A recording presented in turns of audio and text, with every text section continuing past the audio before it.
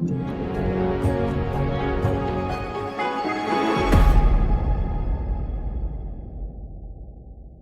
Everyone, फिर से एक नए वीडियो में आपका स्वागत है। और दोस्तों, आप लोग जानते हो कि मैं यूटीजीए और आर्थिक गण व्यवस्था से रिलेटेड वीडियो जानकारी आप लोगों तक पहुंचाते रहता हूं।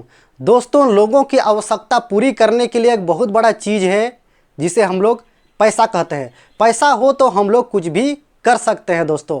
लेकिन दोस्तों, क्या आपको पता है कि यह पैसा, यह रुपया आता कहाँ से है और कैसे आता है? दोस्तों, जहाँ तक मैं जानता हूँ कि जब हम किसी चीज़ को बेचते हैं तो उससे हम लोगों के पास रुपया आता है, और जब हम लोग किसी चीज़ को खरीदने जाते हैं तो उससे हम लोगों के पास जो पैसा, जो रुपया चल रहता है वह चला जाता है। दोस्तों, पैसा आने के बहुत कम रास्ते हैं, लेकिन पैसा जाने के अनेकों रास्ते हैं जिससे हमारा पैसा खर्च हो जाता है। दोस्तों, आज के इस वीडियो में हम बात करेंगे कि लोगों के पास आय के कौन कौन से स्रोत हैं, आय के कौन कौन से संसाधन हैं जिनसे लोग अपना जीवन यापन करते हैं, जिनसे लोगों के पास पैसा आता है। तो चलिए दोस्तों, मैं आप लोगों को बताता हूं कि हमारे पास जो चार ऑप्शन है जिससे हम लोगों के पास रुपया पैसा आता है। और दोस्तों, एक चीज़, आज के डेट में सभी लोग पैसा कमाना चाहते हैं और सभी लोग अमीर बनना चाहते हैं, बहुत अमीर बनना चाहते हैं, बहुत पैसा कमाना चाहते हैं, है ना। तो मैं आप लोग को यह बताने वाला हूं कि पैसा हम लोग के पास आता कहां से है और पैसा आने के कौन कौन से संसाधन हैं, और उसके बारे में मैं आज आप लोगों को इस वीडियो के माध्यम से बहुत ही महत्वपूर्ण जानकारी आप लोगों को देने वाला हूं दोस्तों। तो दोस्तों, आप लोग वीडियो को अंत तक जरूर देखिएगा और ध्यान से देखिएगा। तो पहले नंबर पे हम लोगों के पास आता है कृषि भूमि, या हम लोग इसे कृषि उपज भी बोल सकते हैं, कृषि उपज। दूसरा हम लोग के पास आता है वनोपज। क्या? वनोपज। तीसरा हम लोग के पास आता है नौकरी, और चौथा हम लोग के पास आता है मजदूरी।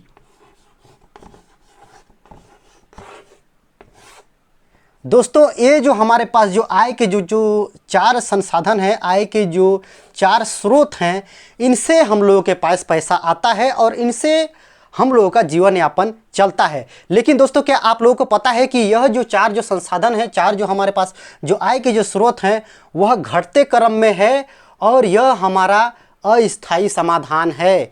इससे हम लोग यदि बोलें कि हम लोग अमीर बन जाएंगे तो हम लोग अमीर नहीं बन सकते। दोस्तों, मैं इस वीडियो में आपको आर्थिक गण व्यवस्था यूटीजीए के मकसद के बारे में बता रहा हूं, और इससे मैं हमारे डॉक्टर नारायण कासो टेकाम जी का जो सोच है, जो विचार है, जो हमारे आदिवासी ट्राइबल भाई लोगों के लिए जो लेकर के आए हैं, उस चीज़ को मैं यहाँ पर आप लोगों के सामने रख रहा हूँ। तो दोस्तों, ये जो चार हमारे पास जो आय के जो संसाधन है, यह हमारा अस्थायी समाधान है। इससे हम लोग का समाधान नहीं होने वाला और यह घटते क्रम में है, और इससे हमारा आदिवासी समुदाय अमीर नहीं बन सकता। अब कैसे नहीं बन सकता, इसको आप लोग देखिए। चलिए मैं आप लोगों को बताता हूं। तो सबसे पहले हम लोग फर्स्ट नंबर का जानते हैं। पहले विकल्प का जानते हैं कि हम लोग इससे आगे क्यों नहीं बढ़ सकते। तो दोस्तों देखिए, कृषि भूमि। कृषि भूमि जो हो गया, हमारे पुरखों के पास 25 से 30 एकड़ ज़मीन हुआ करता था, जो कि अब धीरे धीरे भाई हिस्से में बंटवारा करते करते करते करते अब किसी के पास 3 एकड़, किसी के 5 एकड़ ज़मीन बचा हुआ है। इस प्रकार से भाई हिस्सा में ज़मीन बढ़ते बढ़ते अब घटते क्रम में ज़मीन आ चुका है। अब 2 पीढ़ी बाद देख लीजिएगा आप लोग, 2 पीढ़ी बाद जब हम लोग देखेंगे तो किसी के पास 40 डिसमिल ज़मीन बचता है, तो किसी के पास 50 डिसमिल ज़मीन बचने वाला है। अब इससे दोस्तों, जो 40 डिसमिल या 50 डिसमिल जो ज़मीन हम लोग के पास जो बचेगा, उसमें आप लोग यह सोचिए कि व्यक्ति इसमें घर बनाएगा या खेतीबाड़ी करेगा या फिर क्या करेगा। मतलब आने वाला समय हम लोगों का खतरों से घिरा हुआ है, और इस भूमि से यदि हम लोग बोलें कि खेती बाड़ी करके यदि हम लोग अमीर बने, या फिर हम अपने बच्चों को भी अमीर बनाएंगे, इसी खेती में हम कमाएंगे खाएंगे, इसी खेती से हम लोग कमा करके यदि अपने बच्चों को अच्छे से पढ़ाएंगे लिखाएंगे, तो यह असंभव है, क्योंकि यह घटते क्रम में है और यह हमारा अस्थायी समाधान है। अब दूसरे विकल्प की ओर हम लोग चलते हैं दोस्तों। तो दूसरे विकल्प में हम लोगों के पास क्या था? दूसरे विकल्प में हम लोग के पास था वनोपज। क्या? वनोपज। अब देखिए, यह जंगल की बात है, लेकिन दोस्तों यहाँ पर वनोपज को जानने से पहले, दूसरे विकल्प को जानने से पहले हम लोग पुनः चलते हैं पहले नंबर पर। पहले नंबर पर क्या जाना हम लोगों ने? कृषि से संबंधित, कृषि भूमि से संबंधित, है ना, कृषि भूमि से संबंधित हम लोगों ने जाना। अब दोस्तों इसमें आप लोगों को मैं यह बताना चाहता हूँ कि जो हम लोगों के पास जो कृषि भूमि था, जिससे हम लोग अपना जीवन यापन करते थे, और 50% जो लोग हैं आज अपने भूमि और वनोपज पर ही आश्रित रहते थे और उसी से अपना जीवन यापन करते थे लोग, और आज भी कहीं कहीं पर कर ही रहे हैं। लेकिन दोस्तों आने वाला समय में, जैसे मैंने आप लोगों को बताया कि हम लोग के पास ज़मीन नहीं रहेगा, ज़मीन एकदम से समाप्त हो जाएगा। किसी के पास 10 डिसमिल, किसी के पास 12 डिसमिल, इस प्रकार का ज़मीन यदि हम लोगों के पास हो गया तो उस ज़माने में ज़मीन के अभाव में क्या है कि हम आदिवासी कृषक लोग जो हैं वह खेती करना बंद कर देंगे। ऑल टोटली ज़मीन के अभाव में खेती करना सभी लोग बंद कर देंगे। लेकिन दोस्तों यह जान लीजिए आप लोग कि जब हम लोग के पास ज़मीन नहीं रहेगा, हम लोग खेती करना बंद कर देंगे, लेकिन हम लोग अपना पेट को पालन पोषण करने के लिए अनाज खाना तो बंद नहीं करेंगे। यह दुनिया अनाज खाए बगैर जीवित तो नहीं रह सकता। तो दोस्तों उस ज़माने में होगा क्या? उस ज़माने में होगा क्या जब किसान लोग खेती बाड़ी करना बंद कर देंगे ज़मीन के अभाव पर? तो उस ज़माने में, उस समय में खेती बाड़ी करेगा कौन? तो दोस्तों मैं आप लोगों को एक चीज़ बता देना चाहता हूँ इसमें कि उस समय जो उद्योगपति हैं, कौन है? उद्योगपति हैं, जो लोग पूंजीपति वाले लोग हैं, वह लोग क्या करेंगे? खेती करेंगे। जैसे आज चल रहा है, बड़े बड़े जंगलों को वह लोग क्या कर रहे हैं? गोल्ड माइन में तब्दील कर रहे हैं। आदिवासियों के ज़मीन को जो पूंजीपति वाले लोग जो हैं उन लोगों को वहाँ से विस्थापित कर रहे हैं और उनका ज़मीन पर कब्जा करके नाना प्रकार के वो लोग उद्योग लगा रहे हैं, और कोल्ड माइल ज़्यादा तक ही आप लोग देख सकते हैं यहाँ पर आ चुका है। तो इस प्रकार से वो लोग क्या करेंगे? उद्योगपति लोग उस ज़माने में खेती बाड़ी करेंगे, क्योंकि उनके पास भरमार पूंजी रहेगा, वह लोग ज़मीन भी ले सकते हैं। तो वो लोग क्या करेंगे? खेती बाड़ी करेंगे। अब खेती बाड़ी करेंगे तो हम लोगों का तो खेती हम लोगों के पास समाप्त हो चुका है, हम लोगों ने खेती बाड़ी करना बंद कर दिया। लेकिन जीवन जीने के लिए, अपने आप को जीवित रखने के लिए, अपने बच्चा, अपने परिवार को जीवित रखने के लिए हम लोगों को अनाज चाहिए, पानी चाहिए, हर चीज़ चाहिए। तो उसको चाहिए तो मिलेगा कहाँ से? तो उस ज़माने में उद्योगपति लोगों का मार्केट होगा, और हम लोग जो 50% जो है अपने ज़मीन और वनोपज से हम लोग आश्रित थे, उससे निकलकर अब हम लोगों को सीधा सीधा 100% अब कहाँ जाना पड़ेगा? मार्केट की ओर। कहाँ जाना पड़ेगा? मार्केट की ओर। और मार्केट करेगा कौन? उद्योगपति लोग। और ये लोग अपने हिसाब से हर चीज़ को बेचेंगे, हर चीज़ को बाज़ारों में उतारेंगे और हर चीज़ अपना प्रोडक्ट बनाएंगे। तो दोस्तों इस प्रकार से होने वाला है, और इसीलिए मैं बता रहा हूँ कि ये जो कृषि भूमि जो है, ये कृषि भूमि हम लोगों का अस्थायी समाधान है। आने वाले समय में ज़मीन समाप्त हो जाएगा, और ज़मीन समाप्त होने पर हम लोग 100% मतलब मार्केट पर निर्भर रहेंगे, और ज़मीन हम लोगों के पास समाप्त हो जाएगा। मतलब यह जो है हमारा अस्थायी समाधान है। अब दोस्तों हम लोग आते हैं दूसरे विकल्प की ओर, जो मैंने आप लोगों को बताया था थोड़ा सा कि वनोपज। कौन सा? वनोपज। अब दोस्तों वनोपज देख लिया, हम लोगों के पास ज़मीन तो ख़त्म हो गया, अब हमारे पास आय के स्रोत कौन सा बचा? हमारे ट्राइबल लोगों के पास वनोपज। अब दोस्तों उसी बात को मैं फिर से ला रहा हूँ कि बड़े बड़े पूंजीपति लोग जो है वह ज़मीन एकदम साफ कर दे रहे हैं। जंगल पूरा बर्बाद हो चुका है, जंगल हम लोगों का एकदम समाप्त हो चुका है। हमारे पुरखे लोग बताते हैं कि पहले जंगल से महुआ, सरई, चार, तेंदू, लटा, दुनियादारी मतलब हर चीज़, जड़ी बूटी, एक से न जाने कितने प्रकार के वहाँ पर जंगल में हम लोगों को मिलता था, जिससे हमारे ट्राइबल भाई बहन या फिर हमारे ट्राइबल सगाजन जो हैं वह अपना जीवन यापन करते थे। लेकिन दोस्तों यहाँ पर अब जंगल समाप्त होने के कगार पर है, मतलब वनोपज भी हम लोगों का हमारे आय के या फिर हमारे जीने का संसाधन मतलब अस्थायी समाधान है। ये हमारा स्थायी समाधान नहीं हो सकता। ये जंगल भी हम लोगों का समाप्त होने के कगार पर है। और यदि कहीं कहीं पर जंगल बचा भी हुआ है तो उस ज़मीन को मतलब उस जंगल को अब कांटेदार तार से घेरा कर दिया जा रहा है, उसको एकदम कांटेदार तार से घेर दिया जा रहा है ताकि उसमें कोई प्रवेश ना कर सके। उसमें हम लोग जाएंगे भी तो आने वाले समय में हो सकता है कि उसके लिए हम लोगों को जंगल जाने के लिए हम लोग को टैक्स देना पड़ेगा। तो इस प्रकार से हम लोगों का वनोपज जो है ये भी हम लोगों का अस्थायी समाधान है। अब दोस्तों हम लोग आते हैं तीसरे विकल्प की ओर। तीसरा विकल्प हम लोगों का कौन सा है? नौकरी, नौकरियां, है ना, नौकरी। अब दोस्तों देखिए, नौकरी तो भैया वही व्यक्ति कर सकता है जो पढ़ा लिखा हो, जिसका एजुकेशन अच्छा हो, जो होशियार हो, हर चीज़ में एकदम फिट फाट हो, परफेक्ट हो, वही व्यक्ति यहाँ पर नौकरी कर सकता है। लेकिन दोस्तों आज के डेट में हमारे देश में न जाने कितने बड़े बड़े स्कूल, कॉलेज, यूनिवर्सिटियाँ खुल जा रही हैं। वहाँ पर हमारे गरीब लोग, हमारे ट्राइबल भाई बहन लोग अपने बच्चों को वहाँ पर पढ़ाने की बात तो दूर, वहाँ पर कदम भी नहीं रख पा रहे हैं। ऐसे ऐसे यूनिवर्सिटी, ऐसे ऐसे स्कूल कॉलेज बन रहा है। और दोस्तों हम लोग अपने बच्चों को पढ़ाने कहाँ भेजते हैं? जहाँ पर शिक्षा एकदम जीरो के समान हो रहा है, ऐसे ऐसे जगह पर। तो आने वाले समय में हम लोगों को तो नौकरी मिलने से रहा, मतलब नौकरी भी हम लोगों का अस्थायी समाधान हो सकता है। अब नौकरी आज के डेट में जो व्यक्ति कर रहा है, जो कुछ तनख्वाह उन लोगों को मिल रहा है, वही व्यक्ति जानता है कि उस पैसे से इस महंगाई के ज़माने में वह अपना गुजर बसर कैसे कैसे कर रहा है दोस्तों। तो यह नौकरी जो है हम लोगों का अस्थायी समाधान है। अब मान के चलिए कि कोई व्यक्ति नौकरी कर भी रहा है, जैसे मेरे को मान लीजिए कि मैं नौकरी कर रहा हूँ, कहीं पर मैं जॉब कर रहा हूँ, मेरे को सैलरी मिल रहा है, तब तक हम लोग अच्छे से खा पी रहे हैं, एकदम मस्त हैं, बिंदास है ना। लेकिन मेरे पास कितने 2 बच्चे हैं, मेरे 2 बच्चे हैं, तो क्या मैं अपने नौकरी को उन बच्चों में बांट सकता हूँ? नहीं बांट सकता।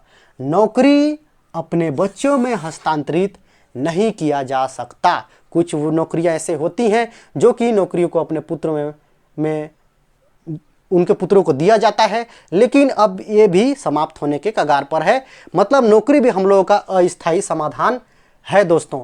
तो यह जो नौकरी है ये भी हमारा अस्थायी क्या है? अस्थायी समाधान है। तो इससे भी हम लोग, हमारे ट्राइबल भाई बहन अमीर नहीं बन सकते। अब हम लोग आते हैं दोस्तों चौथे विकल्प की ओर। चौथा विकल्प हम लोग का क्या है? मजदूरी। क्या? मजदूरी। अब देखिए दोस्तों, हम लोगों के पास ज़मीन भी समाप्त हो गया, हमने खेती बाड़ी करना बंद कर दिया। हम लोगों के पास जो वनोपज था, वन भी समाप्त हो गया। अब वन भी जाने से कोई फ़ायदा नहीं। हम लोग ठीक से पढ़ लिख नहीं पाए, हम लोगों को नौकरी नहीं मिल रहा, नौकरी से भी हम लोगों का गुजर बसर, मतलब आस छोड़ दीजिए। अब हम लोगों के पास जो चौथा विकल्प आता है यह मजदूरी। अब दोस्तों उस ज़माने में जनसंख्या इतना ज़्यादा बढ़ रहा है, जनसंख्या इतना ज़्यादा बढ़ रहा है, सोचिए कि उतने ज़्यादा लोगों को यहाँ पर मजदूरी मिलेगा कहाँ से, काम मिलेगा कहाँ से? कौन ऐसा व्यक्ति होगा जो कि इतने सारे लोगों को, इतने भारी जनसंख्या में वह व्यक्ति हमारे ट्राइबल भाई लोगों को काम देगा? तो दोस्तों मजदूरी यहाँ पर घटने वाला है। कैसे घटने वाला है चलिए मैं आप लोगों को बताता हूँ। मैं सरगुजा ज़िले से हूँ, यहाँ पर हम लोग का सिटी अंबिकापुर पड़ता है। वहाँ पर एक चौक को लेबर चौक बोला जाता है। सुबह अपने घर से लोग रोटी वोटी ले करके, अपना फावड़ा कुदारी ले करके लेबर चौक पहुँच जाते हैं, और वहाँ कुछ ठेकेदार लोग आते हैं और लोगों के हिसाब से, काम के हिसाब से अपना अपना छांट करके वो लोग ले जाते हैं कि चलो तुम मेरे साइड में काम करना।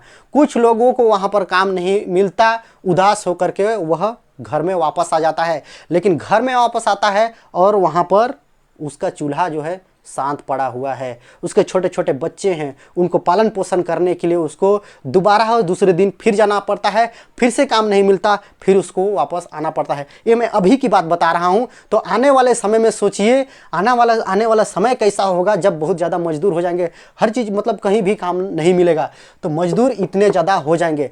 अब मान के चलिए कि हम लोग अपना जीवन यापन करने के लिए किसी के पास गए और उससे बोलते हैं कि भैया मेरे को कुछ तो काम दे दो, मेरे घर में छोटे छोटे बच्चे हैं, मैं उन लोगों का पालन पोषण करूंगा, कुछ तो काम दे दो। वह व्यक्ति हम लोगों को बोलेगा दोस्तों कि मेरे पास ऑलरेडी बहुत सारे मजदूर हैं, मैं तेरे को कौन सा काम दूं, मेरे पास कोई काम नहीं है, दूसरे जगह जाओ। और आप जो है दर दर भटक भटक के थक चुके हैं, आपको दूसरे जगह भी जाएंगे, बस वही बात सुनने को मिलेगा।